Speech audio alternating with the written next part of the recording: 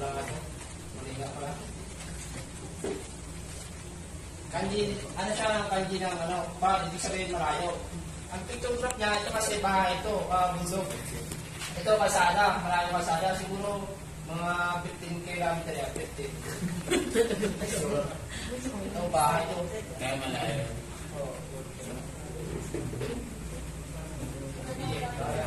Tapos ito kasi, ito, ando lang parang bundok siya, bundok. Malayo din yan. Tapos ito, parang tao siya, malayo din yan. Tao na. Malayo. Ano bang pinag-uusapan natin? Bar. Ano sabihin ko malapit yan? Hindi, mahina yung report ko. Malayo din. O yan. Hindi siya nang malayo, tandaan nyo ang nagit. Itong kanji na ito, binubuo siya ng 13 stroking siya.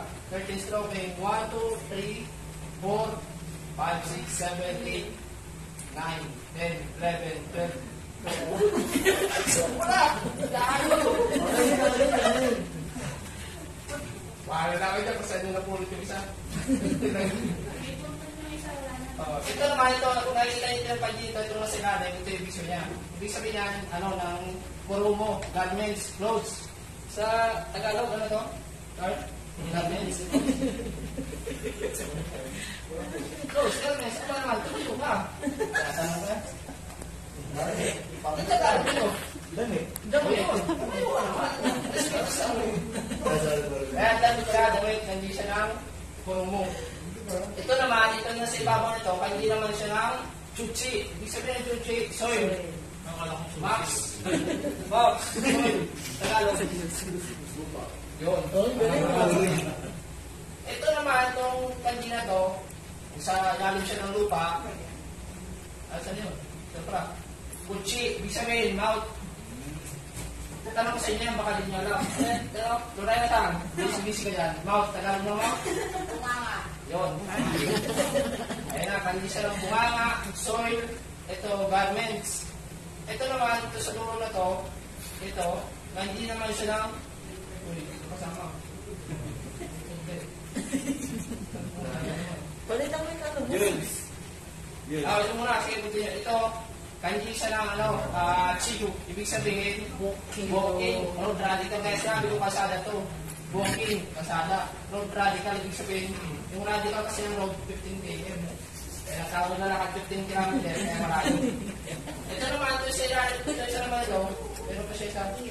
Kanji naman siya ng toho o date sa kalendaryo, 10. Okay na. Ngayon, tapos tayo dito sa kanji ng toy, bat. Ngayon, sasama naman natin siya ng kanji ng unknown. Nagtanong niyo kung bakit unknown. Siguro nagtataka kayo bakit unknown niya, kanji ng unknown. Kaya kasi naging unknown siya kasi hindi ko na-research, hindi ko alam yung kanji niya. Unknown. Asi. Asi ba yan? Hindi, may lumama sa ulo. Hindi, asi lang. Basta yun na yun. Ito, yung buo niya, kung nagsama mo yung dalawa, hindi ko lang na-search to. Ano yan? Ensoko. Excursion.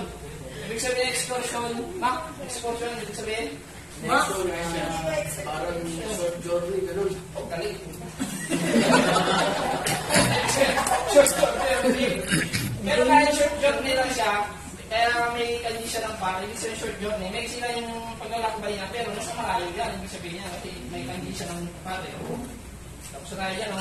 Ngayon, dito naman tayo sa next kanji natin. Ito.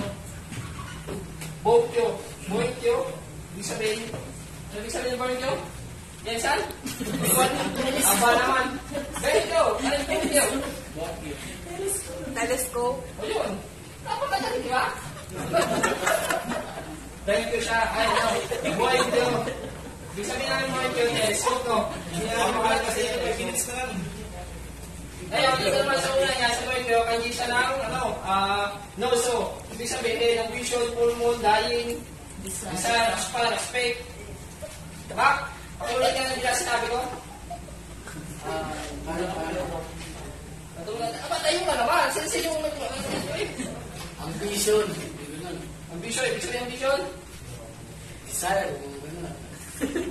May ambisyon muna. Ano yung Puta ko na. Ito naman, next naman niya, itong kanji naman ito, sila ng kanji na ito.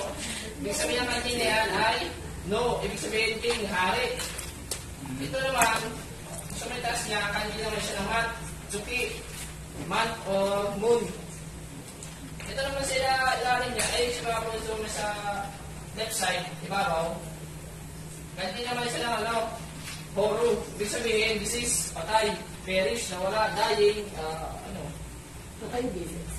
Dying? Hindi, dying pa lang eh. Naiiyan pa lang. Oh, tapos tayo sa kanji na to, tapos tayo sa kanji na to. Dito, dako naman tayo sa kanji na to. Ito yan. Ito yan. Kanji siya ng kagami, mirror. Ibig sabihin, salamin. Pero hindi salamin yan eh. Mirror talaga yan. Ito, binubuo naman siya ng kanji ng ukane. Ukane, ibig sabihin, gold. Pag may o dito, ukane pala. Pag may o, ukane lang to. Pag wala, kane. Ibig sabihin, gold. Ito siya. Ito naman, itong kanji naman na doon sa ibabaw na to. Kanji naman siya ng auto, ibig sabihin sound or noise. Ito sa itaas naman niya, kanji naman siya ng tachi, ibig sabihin stand, erect, rise, set up. Basta yan, patayo na dyan, aangat, gano'n. Ito naman ang kanji na to, kanji naman siya ng heat, day, sun, ibig sabihin araw.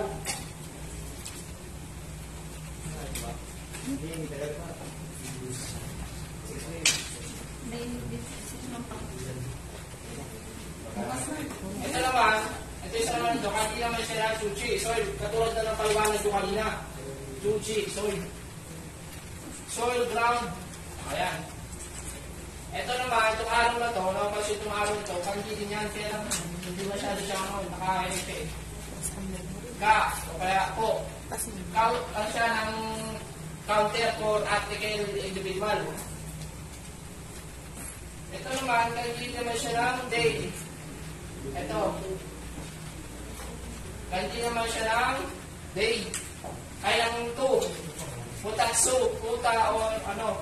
Basta to siya. Puta. Puta. Puta. Puta. Puta. Ikaw, puta. To. Ibig sabihin yan, to. Saka itong next naman niya, itong cross naman na to, nakapalit na cross naman yan. Kanji din yan. Kanji naman siya ng toa. Ibig sabihin, 10. Paliwanag ko na rin niya kanina dito. Saan yun? Wala. Wala ko pala. Saan ba? Ito pala. Naligaw. Kanji naman siya ng 10. Kung kanina natin, 10 na lang kasi 10 din naman siya. Ito naman sila na to. Ito naman sa pinakaibabaw niya. Yung kanji sa pinakaibabaw. Kanji din niya ng ano. To. Ibig sabihin, kitinid. Diyan yung kitinid niya.